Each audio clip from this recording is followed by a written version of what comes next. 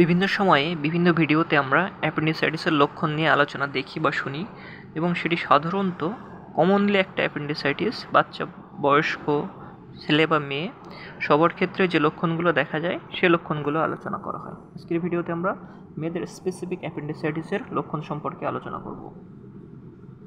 অ্যাপেন্ডিসাইটিসের সাধারণ লক্ষণগুলোর মধ্যে রয়েছে পেটের ডান দিকে নিচের অংশে ব্যথা এবং সেই ব্যথা দীর্ঘ সময় ধরে বা সময় নিয়ে ধীরে ধীরে বাড়তে পারে। ব্যথা সাধারণত ভোর রাতে বা রাতের শেষ অংশে নাভির চারিপাশে শুরু হয় এবং একটু সময় নিয়ে পেটের নিচের দিকে ডান দিকে নাভির নিচে চলে আসে।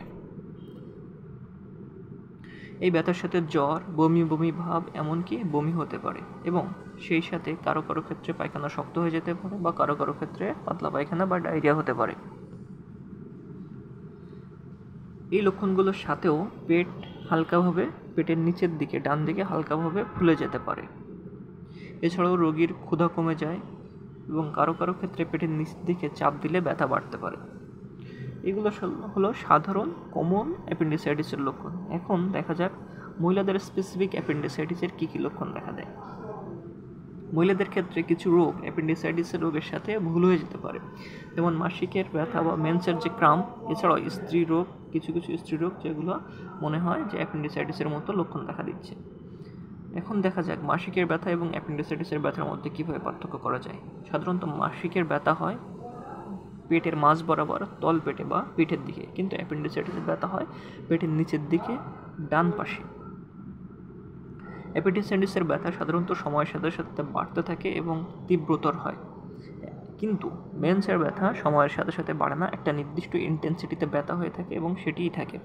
অ্যাপেন্ডিসাইটিস যে ব্যথা সেটি প্রায় ওই সময়ের সাথে সাথে নড়াচড়া, হাসি বা কাশির সাথে আরও বাড়তে পারে।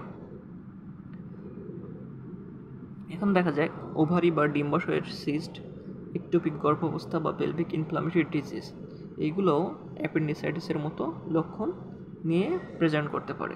ইকটোপিক প্রেগনেন্সি বা ইকটোপিক গর্ভাবস্থা হচ্ছে যদি বাচ্চা জরায়ুর মধ্যে না হয়ে টিউবের মধ্যে হয়, জরায়ু টিউবের মধ্যে বা জরায়ু নালীর মধ্যে হয়, তাহলে সেটা হচ্ছে ইকটোপিক গর্ভাবস্থা। ডিম্বাশয় বা ওভারিতে সিস্ট হলে যে ব্যথাটা হয় সেটি তীব্র, হঠাৎ করে হয়, সাধারণত একদিকে হয়।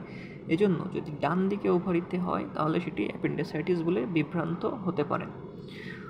ওভারি সাধারণত ডান পাশে একটা, বাম পাশে একটা থাকে। যদি বাম পাশে হয় তাহলে তো বাম পাশে ওভারিই ব্যথা হবে, কারণ ওই পাশে বাম পাশে অ্যাপেন্ডিসাইটিস থাকে না, ডান পাশে থাকে। কিন্তু যদি ডান দিকে ওভারিতে ব্যথা হয় তাহলে সেটি অ্যাপেন্ডিসাইটিস মনে হতে পারে এবং এক্ষেত্রে একটি আল্ট্রাসাউন্ড করলে আপনাকে বলে দেবে 100% যে ওভারিতে সিস্ট নাকি অ্যাপেন্ডিসাইটিস।